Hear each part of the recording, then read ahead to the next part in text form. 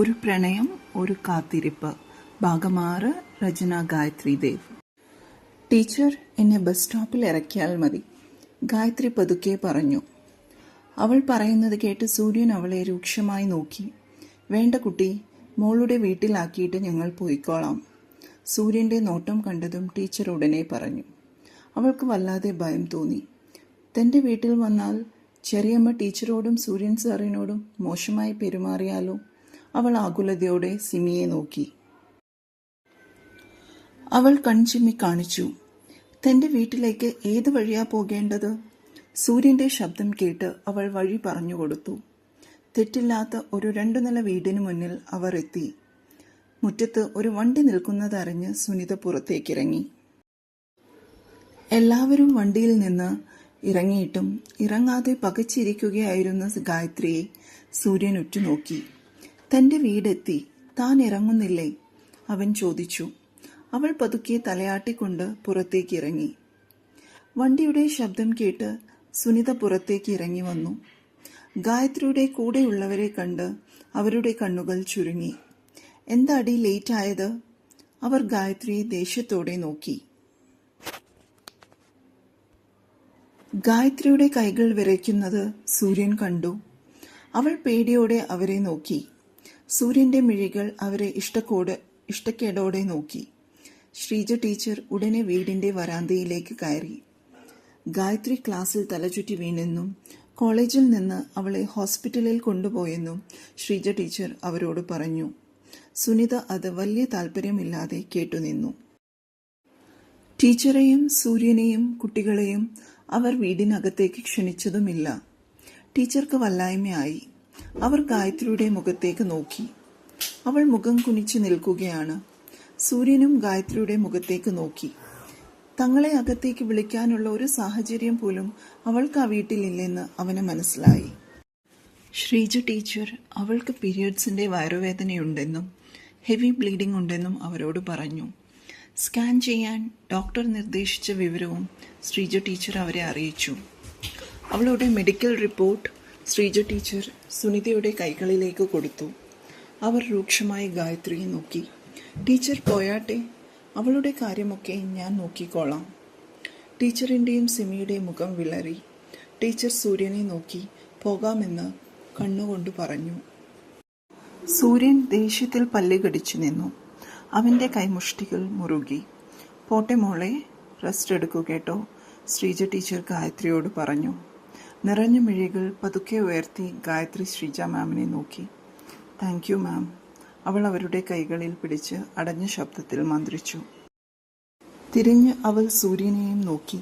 Thank you sir, അവൾ അവനെയും നോക്കി പതുക്കെ പറഞ്ഞു. സൂര്യൻ അവളെ ഉറ്റുനോക്കി. അവൾ നോട്ടം മാറ്റി സിമിയെയും രാഹുലിനെയും നോക്കി. പോയിക്കോ, അവരോടും അവൾ മൃദുവായി പറഞ്ഞു. സിമിക്ക് നെഞ്ചിൽ വല്ലാത്ത ഭാരം തോന്നി. ഗായത്രി പറഞ്ഞ് സുനിതയുടെ സ്വഭാവം അവൾക്കറിയാം. നേരിട്ട് അവരുടെ പെരുമാറ്റ രീതി കണ്ടപ്പോൾ അവൾക്ക് വല്ലാതെ വിഷമം വന്നു. കാറിലേക്ക് കയറും മുൻപ് സൂര്യൻ ഒരിക്കൽ കൂടി അവളുടെ മുഖത്തേക്ക് നോക്കി. നിറഞ്ഞ മിഴികളുമായി തങ്ങളെ നോക്കി വരാന്തയിൽ നിൽക്കുന്നുണ്ട് അവൾ. തിരികെയുള്ള യാത്രയിൽ കാറിൽ നിശബ്ദതയായിരുന്നു. എല്ലാവരും ഗായത്രിയുടെ സാഹചര്യം ആലോചിച്ച് ഓരോ ചിന്തയിലായിരുന്നു. സൂര്യന്റെ മനസ്സ് വല്ലാതെ കലുഷിതമായി. അവൾ എങ്ങനെ അവരുടെ കൂടെ കഴിയുന്നു? അവൾക്ക് സുഖമില്ലെന്ന് പറഞ്ഞിട്ടും അവർ ഒരു വാക്കുപോലും അവളോട് ചോദിച്ചില്ല. അവൻ മനസ്സിൽ കുറച്ചു കാര്യങ്ങൾ തീരുമാനിച്ചു. ശ്രീജ ടീച്ചറെയും കുട്ടികളെയും അവരുടെ സ്റ്റോപ്പിൽ ഇറക്കിവിട്ട് അവൻ വീട്ടിലേക്ക് വണ്ടി ഓടിച്ചു പോയി. കുളിച്ച് ഫ്രഷായി തിരികെ വന്നിട്ടും അവൻ്റെ മനസ്സിൽ നിന്ന് അവളുടെ മുഖം മായുന്നില്ല. അവളുടെ സാഹചര്യം അവിടെ വളരെ മോശമാണ്.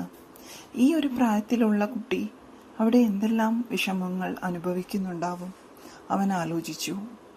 സ്നേഹിക്കാനും പരിചരിക്കാനും അച്ഛനും അമ്മയും ഇല്ലാതെ ബന്ധുക്കളുടെ ആട്ടും തുപ്പും ഏറ്റ് കഴിയേണ്ടി വരുന്നത് എത്ര ഭയാനകമാണെന്ന് അവന് തോന്നി.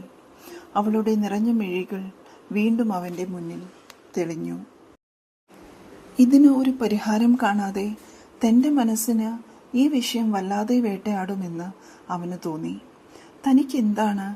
ആരാണ് ആ കുട്ടി തനിക്ക്? ഈ സമയം സൂര്യൻ്റെ ഫോൺ ബെൽ റിങ് ചെയ്തു. അമ്മയാണ്. താഴെ അമ്മയുടെ വണ്ടിയുടെ ശബ്ദം അവൻ കേട്ടു. അവൻ താഴേക്ക് ഇറങ്ങിച്ചെന്നു. സൂര്യ, അവനെ വിളിച്ചുകൊണ്ട് അവർ സോഫയിലേക്കിരുന്നു. ഗായത്രിക്ക് എങ്ങനെയുണ്ട്? She's okay. സൂര്യൻ വല്ലാതെ പതുക്കെ പറഞ്ഞു.